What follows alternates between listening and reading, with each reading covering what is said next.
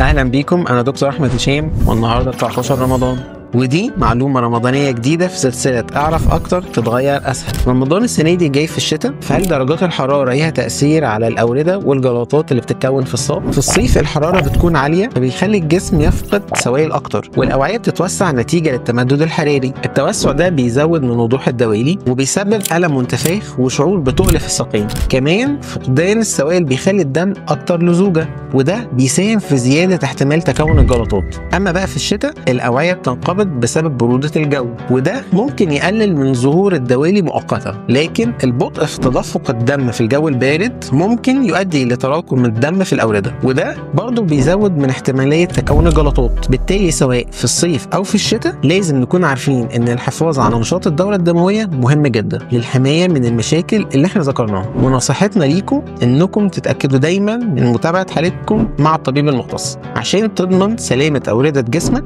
وتقلل من مخاطر الإصابة بالدوالي والجلطات سواء كان في الصيف أو في الشتاء. طيب يا دكتور، وإيه تأثير الحالة النفسية الإيجابية على الدورة الدموية والحماية من الجلطات؟ استنونا بكرة.